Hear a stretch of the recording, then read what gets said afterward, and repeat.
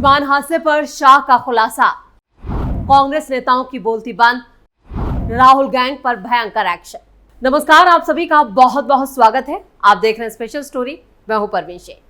अहमदाबाद से लंदन जा रही एयर इंडिया की फ्लाइट AI 171 के भयावह हादसे ने पूरे देश को शोक में डुबो दिया है। ये विमान गुरुवार दोपहर 1:38 पर सरदार वल्लभ भाई पटेल अंतर्राष्ट्रीय हवाई अड्डे से उड़ान भरने के कुछ ही मिनटों बाद मेघानी नगर में हादसे का शिकार हो गया और इस हादसे में 241 यात्रियों की जान चली गई, जिनमें 12 क्रू मेंबर भी शामिल थे। सिर्फ एक यात्री की जान बची जो अस्पताल में भर्ती हैं। अहमदाबाद प्लेन क्रैश के बाद केंद्रीय गृह मंत्री अमित शाह ने घटनास्थल पर जाकर हालात का जायजा लिया, जिसके बाद उन्होंने अस्पताल जाकर घायलों से भी मुलाकात की और फिर नागरिक उड्डयन मंत्री राम मोहन नायडू, गुजरात के CM भूपेंद्र पटेल और दूसरे बड़े अधिकारियों के साथ एक के बाद एक कई बैठकें भी की। केंद्रीय गृह मंत्री अहमदाबाद प्लेन क्रैश के बारे में उन्होंने कहा कि पूरा देश पीड़ित परिवारों के साथ खड़ा है।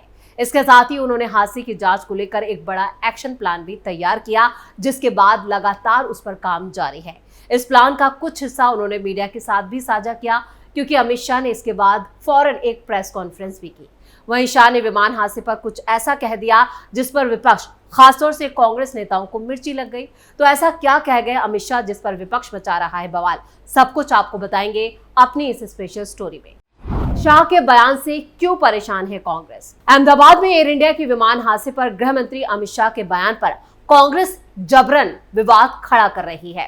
कांग्रेस ने अमित शाह के बयान को असंवेदनशील करार दिया। विमान में आग लगना और यात्रियों की मौत पर शाह ने कहा था कि ये एक दुर्घटना है और दुर्घटनाओं को कोई नहीं रोक सकता। अब इसी बयान पर कांग्रेस नेताओं ने कड़ी प्रतिक्रिया दी, या कहे कि सियासत खेलने की कोशिश की। उन्होंने सरकार की जवाबदेही पर ही सवाल उठा दिया और इस हादसे में 241 जो जाने गईं उस पर शोक व्यक्त करने की बजाय अब कांग्रेस इस तरह की गंदी सियासत कर रही है। सबसे पहले कांग्रेस महासचिव जयराम रमेश ने अमित शाह के बयान को असंवेदनशील करार देते हुए एक पोस्ट साझा की। जयराम रमेश ने कहा, शाह, क्या यही बात गृह मंत्री को कहनी चाहिए? यह बहुत ही असंवेदनशील है। कांग्रेस नेता पवन खेड़ा भी कहां पीछे रहने वाले थे। उन्होंने भी सोशल मीडिया प्लेटफॉर्म X पर अपनी राय रख दी। उन्होंने लिखा कि एक विमान दुर्घटनाग्रस्त होता है और लोग मर जाते हैं, तो गृह मंत्री कम से कम जवाबदेही का वादा तो कर सकते हैं, ना कि कंधे उचकाकर भागे पर भाषण दे सकते हैं। ये भी दुर्घटनाओं को नहीं रोक सकता, ये तो जिम्मेदारी से भागना है। अगर कुछ भी नहीं रोका जा सकता तो हमारे पास मंत्रालय क्यों है? खेड़ा ने आगे कहा कि विमान दुर्घटनाएं भगवान की मर्जी से नहीं होती, इन्हें रोका जा सकता है। इसलिए हमारे पास विमानन नियामक, सुरक्षा प्रोटोकॉल और संकट प्रतिक्रिया प्रणाली है। गृह मंत्री के तर्क से तो हमें सुरक्षा बुनियादी ढांचे, विनियमन या संकट की तैयारी में निवेश करना ही बंद कर देना चाहिए। बस इसे भाग्य पर छोड़ दो और छुट्टी मनाओ। कांग्रेस के मीडिया विभाग के प्रमुख पवन खेड़ा ने अमित शाह के बयान की वीडियो की एक छोटी सी क्लिप भी सोशल मीडिया पर साझा की, जिसको लेकर उन्होंने लिखा कि जब एक विमान दुर्घटनाग्रस्त हो गया और लोगों की जान चली गई तो गृह मंत्री कम से कम जवाबदेही का वादा तो कर सकते थे, ना कि भाग्य पर व्याख्या थे। खेड़ा का मानना है कि गृह मंत्री ने जो कहा दुर्घटनाओं को कोई नहीं रोक सकता। शाह के इसी बयान पर वो सवाल खड़े कर रहे हैं। अगर कुछ कर ही नहीं जा सकता या कुछ रोका नहीं जा सकता तो हमारे पास मंत्रालय क्यों है? पवन खेड़ा ने अमित शाह के भाग्य वाले बयान को लेकर बतंगड़ खड़ा कर दिया, यानी एक छोटे से बयान को लेकर इस पर गंदी सियासत की। उन्हें रोका जा सकता था, इस तरह के बयान, कई सवाल किए। ये मंत्रालय क्यों है, प्रोटोकॉल है, संकट के समय कैसे निपटा जाए इसकी व्यवस्था है। शायद कांग्रेस के वक्त हुए हादसों पर वो अपनी ही सरकार के कारगुजारियों पर कुछ ना बोल सके, इसलिए वो अमित शाह को आड़े हाथों ले रहे हैं। उनके बयान को सुनकर लगता है कि जैसे हम सुरक्षा बुनियादी ढांचा है उसमें विफल हो गए हैं और संकट की घड़ी में बीजेपी सरकार कुछ नहीं करती है, सिर्फ यहाँ पर एक ड्रामा नौटंकी करती है, जो कांग्रेस कहना चाहती है। शाह से सवाल करते हुए पवन खेड़ा कहते हैं कि किसी भी दुर्घटना को भाग्य पर छोड़ देना चाहिए। प्रधानमंत्री नरेंद्र मोदी ने इस हादसे पर गहरा दुख भी व्यक्त किया। वो खुद वहां पर गए, घायलों से मुलाकात की। 13 जून को पीएम मोदी अहमदाबाद के घटनास्थल का उन्होंने दौरा किया। पीएम मोदी ने केंद्रीय गृह मंत्री अमित शाह और नागर विमानन मंत्री राम मोहन नायडू से भी बात की और प्रभावित लोगों को हर संभव सहायता देने के भी निर्देश दिए। वो घायलों से मिलने और हालात का जायजा लेने के लिए सीधे अहमदाबाद पहुंचे। जैसे ही उन्हें इस दुर्घटना की जानकारी मिली थी, उन्होंने सीधे अमित शाह को फोन लगाया था और कहा था कि पहले आप पहुंचिए। तो जिस तरह से बीजेपी की सक्रियता इस पूरे हादसे को लेकर रही है, उसके बावजूद अगर कांग्रेस इस तरह की गंदी सियासत कर रही है तो ये वाकई में काफी संवेदनहीन है और कांग्रेस को ही कटघरे में खड़ा करती है। एनआईए ने की विमान हादसे की जांच शुरू। इधर नेशनल इन्वेस्टिगेशन एजेंसी यानी एनआईए की एक टीम ने 13 जून को अहमदाबाद विमान दुर्घटना स्थल का दौरा किया। अधिकारियों ने ये जानकारी दी और टीम के साथ दूसरी केंद्रीय एजेंसियों के अधिकारी भी मौजूद रहे। ब्लैक बॉक्स एनआईए ने अपने कब्जे में ले लिया, वहीं एटीएस ने भी जांच शुरू कर दी। इधर कांग्रेस जमकर सियासत करने में मग्न है, जबकि जांच काफी तेजी से की जा रही है। कांग्रेस की प्रवक्ता सुप्रिया श्रीनेत ने भी पीएम नरेंद्र मोदी पर तंज कसने में वो पीछे नहीं रही। उन्होंने सीधा निशाना साधा पीएम मोदी पर। उन्होंने एक तस्वीर साझा करते हुए एक्स पर लिखा, इस देश का दुर्भाग्य है, मौत के मंजर में भी फोटो शूट जारी है। यानी राहुल गांधी को वो भूल जाती है जब राहुल गांधी अपने साथ पूरा एक कैमरा टीम लेकर चलते हैं, पूरे क्रू लेकर चलते हैं और अपना फोटो शूट कराते हैं। अब ये देख लीजिए, मल्लिकार्जुन खड़गे भी कहां पीछे रहने वाले थे, उनका भी बयान आ गया। उन्होंने कहा, इस घटना की तत्परता से जांच होनी चाहिए। सुप्रीम कोर्ट के रिटायर्ड या सिटिंग जज जो भी उचित हो, उनके नेतृत्व में जांच कराई जानी चाहिए। किसकी गलती है ये सामने आएगा। इसमें क्या पायलट की गलती है या फिर क्या इसमें किसी इंस्ट्रक्टर की गलती है। इसके साथ ही ये भी पता चलेगा क्या दबाव में आकर विमान लेके चले। सरकार को गलती स्वीकार करके इसकी जांच करनी चाहिए।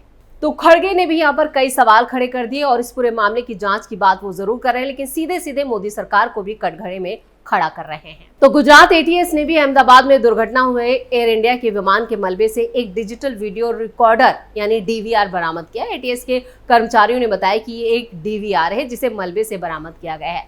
जल्द ही एफएसएल की टीम आएगी और अहमदाबाद में क्षतिग्रस्त विमान के मलबे से अधिकारी ब्लैक बॉक्स और डीवीआर भी ढूंढ रहे थे, जो मिल चुका है और इसे एनआईए ने अपने कब्जे में भी ले लिया है। आपको बता दें कि आखिर अधिकारी डीवीआर मिल गया है, इससे क्या मिलेगा? इससे कई क्लू मिलेंगे। विमान हादसे की कई जो कमियां रही हैं उसकी भी यहाँ पर जांच हो रही है और वो खुलकर सामने आएगी। इस डीवीआर के जरिए हादसे की वजह भी पता लगाई जाएगी। विदेश मंत्री एस जयशंकर ने शुक्रवार को ही कहा कि वो अहमदाबाद में एयर इंडिया विमान दुर्घटना से जुड़े ब्रिटेन के विदेश मंत्री डेविड लेमी और अपने कनाडाई और पुर्तगाली समकक्षों के संपर्क में हैं। गुरुवार को ही दुर्घटना हुए विमान में 169 भारतीयों के अलावा 53 ब्रिटिश और एक कनाडाई और 7 पुर्तगाली नागरिक भी सवार थे। एयर इंडिया ने यह भी पुष्टि की कि विमान में सवार 241 लोग दुर्घटना में उनकी जान चली गई। एक शख्स जरूर बच गया और उसका इलाज चल रहा है। एस जयशंकर ने एक्स पर एक पोस्ट भी साझा की। उन्होंने कहा, अहमदाबाद विमान दुर्घटना से संबंध में ब्रिटेन के विदेश मंत्री डेविड लेमी, पुर्तगाल के विदेश मंत्री पाउलो रेजले और कनाडा की विदेश मंत्री अनीता आनंद के संपर्क में हैं। इस दुख की घड़ी में मैं अपनी गहरी संवेदना व्यक्त की और पूरे सहयोग का आश्वासन दिया। अहमदाबाद में हुए एयर इंडिया प्लेन क्रैश की जांच अब आतंकवाद निरोधी दस्ता यानी एटीएस भी कर रहा है। क्रैश साइट से मिले डीवीआर और एटीएस ने अपने कब्जे में ले लिए। गुजरात एटीएस इस मामले में लगातार जांच कर रही है। साथ ही फॉरेंसिक टीम ने क्रैश साइट से कई जो सबूत हैं वो इकट्ठा किए, जिन्हें आगे जांच के लिए भेजा जा रहा है। अहमदाबाद विमान हादसे पर नागरिक उड्डयन मंत्रालय के पूर्व संयुक्त सचिव डॉक्टर सनत कोलका ने भी यहाँ पर एक बड़ा खुलासा किया। उन्होंने कहा कि डीजीसीए ने एयर इंडिया को कोई भी खत यहाँ पर कई बार थी वो लिखे थे और डॉक्टर कोल ने दावा किया कि बोइंग जो 100 साल पुरानी कंपनी है, पिछले साल से इसकी कई शिकायतें सामने आई थी। अमेरिका में भी इस संबंध में जांच की गई थी। अहमदाबाद विमान दुर्घटना में कई चमत्कारिक रूप से जो बचे शख्स है उन पर भरोसा किया जा रहा है और उनसे भी मुलाकात की जा रही है। पीएम मोदी ने खुद उन लोगों से मुलाकात की, यानी जो लोग बचे हैं उनसे भी पूछताछ और जांच हो रही है और कई सवाल ऐसे हैं जिनके जवाब आने वाले वक्त में मिलेंगे। और इसके साथ ही उन्होंने एक इमोशनल पोस्ट भी लिखा। उन्होंने कहा, सब कुछ मेरी आंखों के सामने हुआ, मुझे भी यकीन नहीं होता कि मैं जिंदा कैसे बच गया। ये उस शख्स की बातें हैं जो इस हादसे में जिंदा बचा। एक पल को तो लगा कि मैं मर जाऊंगा, लेकिन जब आंख खुली तो मैंने खुद को जिंदा पाया। मैंने सीट बेल्ट खोली और बाहर निकलने की कोशिश की, आखिर में बाहर निकल आया। ये वो शख्स है जिसने अपनी इस हादसे में जो बच गया, जिसे एक चमत्कार भी बताया जा रहा है, लेकिन उस शख्स से भी पूछताछ की जाएगी। लेकिन फिलहाल उसका इलाज चल रहा है। पीएम मोदी और अमित शाह ने भी इस शख्स से मुलाकात की है। आपको बता दीजिए, जो ये पूरा हादसा सामने आया है, इसके बाद कई सवाल ऐसे हैं जो बार बार खड़े हो रहे हैं। बताया ये जा रहा है कि एयर इंडिया के विमान में उड़ान भरने से पहले ही कई तकनीकी खराबियां थी। इन तकनीकी खराबियों में सबसे बड़ा जो सवाल उठ रहा है वो ये कि आधे घंटे से एसी भी नहीं चल रहा था, उसके बावजूद यहाँ पर कोई भी एक्शन नहीं लिया गया, जिसको लेकर अब विवाद खड़ा किया जा रहा है। कांग्रेस की तरफ से खुद यहाँ पर मल्लिकार्जुन खड़गे अब सुप्रीम कोर्ट के रिटायर्ड जज से इस पूरे मामले की जांच की मांग कर रहे हैं। उधर पवन खेड़ा अमित शाह पर ही सवाल उठा रहे हैं, तो पीएम मोदी पर भी तंज कसा जा रहा है। कहा जा रहा है कि वो हादसे की जगह जाते हैं और अपना फोटो शूट कराते हैं। यानी कुल मिलाकर कांग्रेस जो ऑपरेशन सिंदूर पर सवाल उठा रही थी, अब वो इतने बड़े हादसे पर भी, जो दर्दनाक हादसा है जिसमें 241 लोगों की जान चली गई और जहां पर यह हादसा हुआ वहां पर भी कई जो युवाओं का जो हॉस्टल था, लड़कों का हॉस्टल था, वहां पर भी बताया जा रहा है कि 50 से ज्यादा संख्या है जिनकी जान चली गई। लेकिन इस संख्या की अभी पुष्टि नहीं हुई है, लेकिन जो पुष्टि हो रही है वो 25 से 30 बताया जा रहा है। लेकिन खबरें जो अंदर से निकल कर आ रही है वो ये बता रही है कि इसमें भी 50 युवाओं की जान चली गई। यानी मरने वालों का जो आंकड़ा है वो 300 तक पहुंच चुका है। लेकिन उसके बावजूद कांग्रेस इस पर सियासत कर रही है। जिस तरह से उसने ऑपरेशन सिंदूर को लेकर सवाल उठाए थे, उसी तरह अहमदाबाद विमान हादसे पर भी कांग्रेस सियासत कर रही है। जयराम रमेश, पवन खेड़ा और यहाँ पर उनकी जो प्रवक्ता हैं वो भी सुप्रिया सुनेत इस पर सवाल उठा रही हैं। यानी कांग्रेस लगातार पहले दिन तो वो सिर्फ शोक व्यक्त करते हैं और उसके बाद जैसे ही मौका आता है, मौके पर वो कई ऐसे सवाल उठा देते हैं और अपनी गंदी सियासत करने से बाज नहीं आते।